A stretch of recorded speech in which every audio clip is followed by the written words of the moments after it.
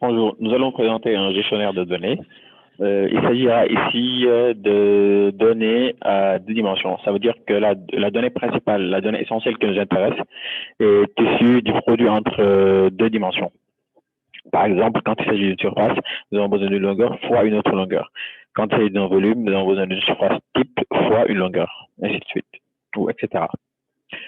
Ici, nous allons donner l'exemple d'une structure routière. Avant cela, pour qui serait intéressé par ce produit ou une de ces applications pourra contacter Mustapha Bassirou Fall via WhatsApp, par téléphone ou par mail, au numéro ou à l'adresse qui s'affiche à l'écran. Donc, le produit en lui-même, le voici par exemple. Donc ici, il s'agit, comme nous l'avons dit, de l'application sur le calcul, la gestion de données, de volume de matériaux routiers. L'outil, c'est une méthode en deux temps. Premier temps, c'est la définition des types de composantes. Donc, cet onglet type de composantes. Deuxième temps, c'est maintenant le renseignement du projet en fonction de ces types de composantes. Et on renseigne ça dans les onglets suivants, PK1, PK2, PK3. Donc, on suppose que le projet est défini en plusieurs PK que nous pouvons dupliquer ici. Bon. Ces PK peuvent être autre chose. Hein. Plutôt que de parler de PK, on aurait pu parler de projet en lui-même. C'est-à-dire qu'on aurait pu parler, par exemple, d'un projet qui sont dans des zones différentes. On aurait pu nommer ici des zones différentes. Zone 1, zone 2, zone 3. Par exemple, nous avons un projet à l'est d'un pays. Donc, ce serait ici l'est, ici à l'ouest, ici au nord, au sud. Et ensuite, les PK seraient ici maintenant au niveau des désignations. Donc, ici. Mais pour faire simple, nous supposons qu'ici, chaque onglet correspond à un PK donné. Et nous avons une structure donnée dans ce PK. Première étape, comme nous l'avons dit, définition des composantes. Donc, nous allons supposer que nous avons ici les composantes correspondant à cette coupe, celle-ci. Ça veut dire que nous avons naturellement de bas en haut, nous avons une couche de plafond supérieur et terrassement, une couche de forme, une couche de fondation, une couche de base, ainsi qu'une couche de roulement. Donc, nous allons définir ici la couche de type 1 comme étant le PST, plateforme supérieur et terrassement. Ensuite, nous avons la couche de forme, CF.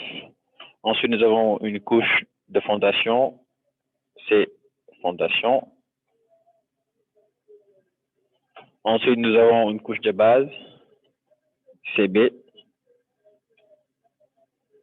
Nous avons une couche de roulement, CR. Nous n'avons pas d'autres types. Type 6, nous allons essayer tel quel. Sous-type, ça veut dire qu'on suppose par exemple que la couche de fondation ou la couche de base, par exemple, peut être sous-décomposée. Bon, si la couche peut être sous-décomposée, on peut préciser ici quels sont les types de décomposition que nous avons. Voilà. Donc après cela, bon, la longueur curviligne dépend du projet. Donc ça, c'est à spécifier. À spécifier, ça veut dire qu'il faudra entrer dans les PK et dans chaque PK, il faudra préciser pour chaque type d'épaisseur ou de partie de la structure, de la coupe, par exemple la coupe de roulement, il faudra spécifier la longueur qui est considérée de la curviligne. Ça correspond au tracé en plan, la longueur du tracé en plan. Donc le volume, il sera calculé après, donc ce sera calculé ici et qui dépendra de l'épaisseur. Alors, pour l'épaisseur, nous ferons une correction. Dépendra de cette valeur qui sera la surface type et de la longueur curviligne. Donc, ici, plutôt qu'épaisseur, nous avons la surface ici. Donc, nous avons la surface type. Surface type. Donc, ça veut dire que ça correspond ici, par exemple, à la surface type de la couche de roulement ou à la surface type de la couche de base, ainsi de suite. Donc, ces surfaces types, il faut les préciser, justement.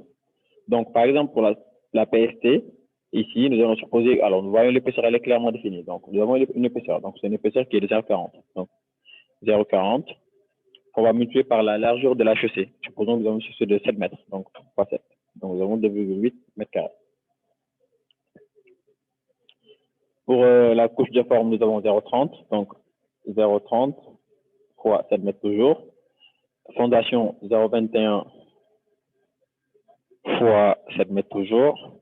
La couche de base 0,13 fois 7 mètres toujours.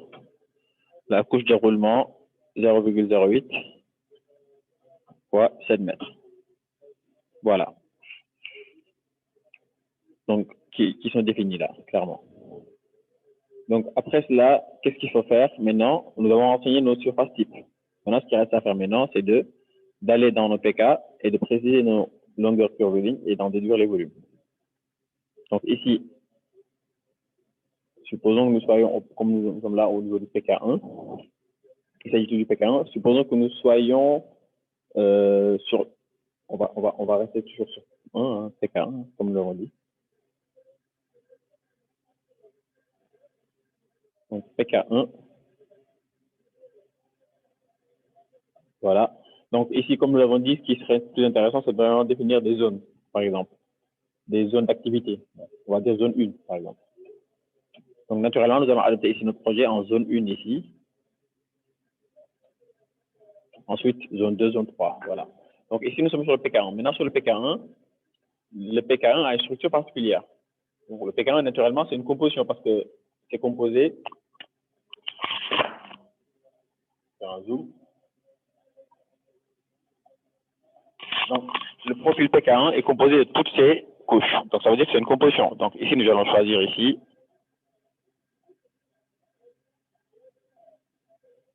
Alors, excusez-moi. Voilà. Donc, ici, nous allons dire que nous avons une composition.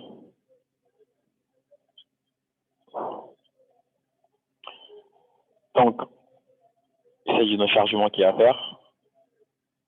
Alors, la composition, ici, correspond à la cloison imposte.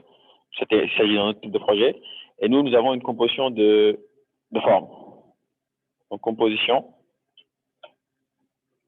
de couches. Composition de couches.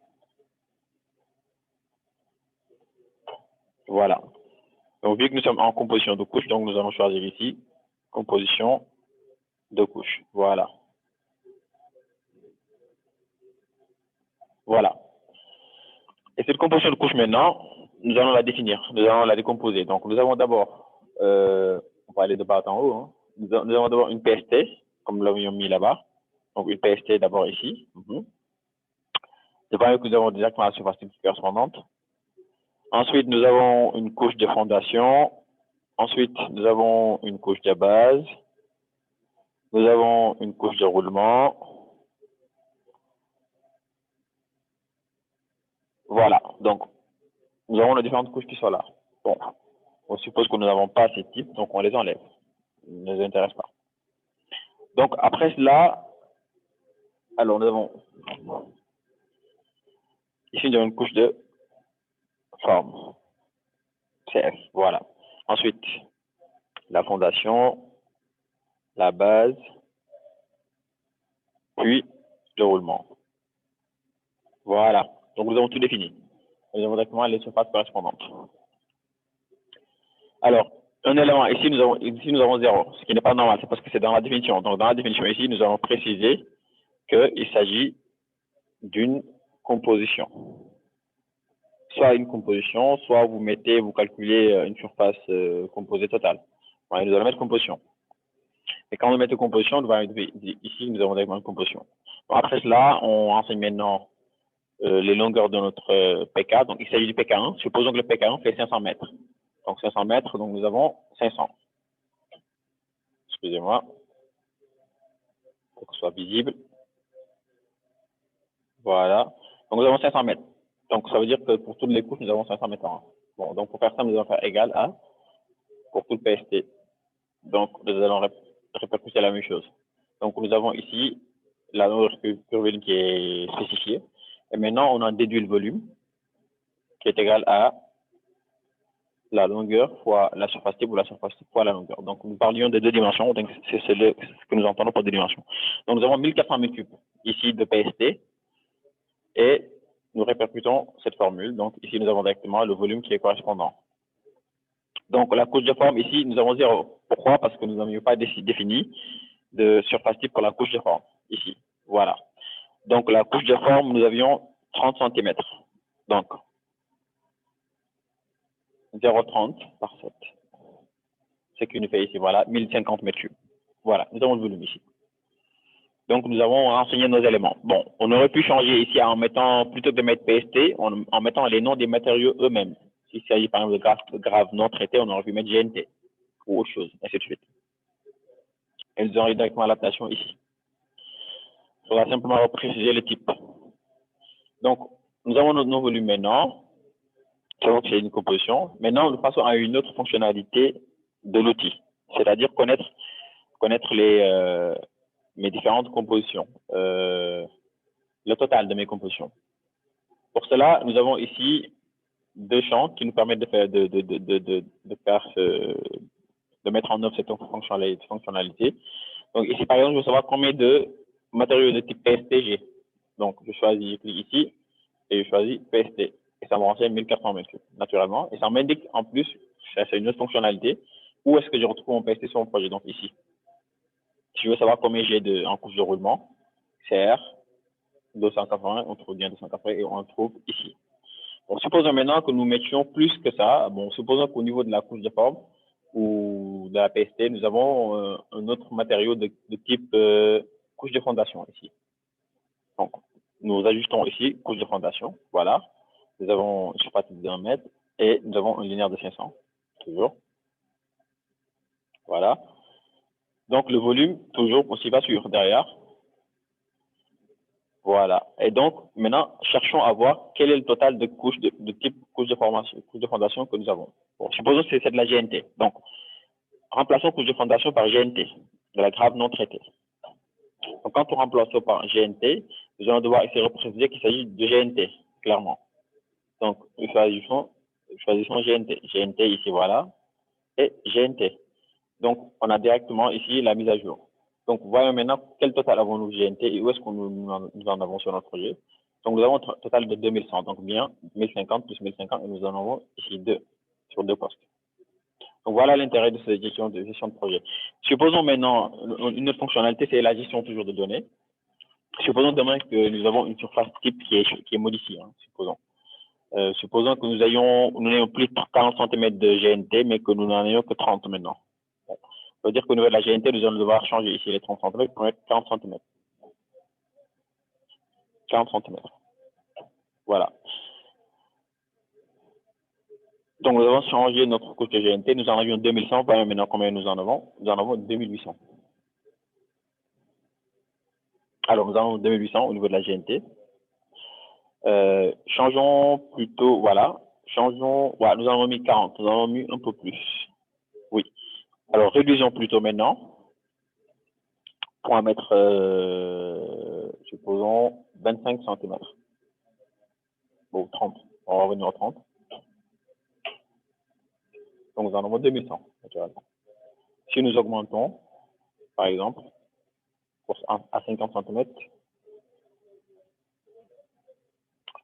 nous en avons ici 3500. Voilà. Et cela peut être répété.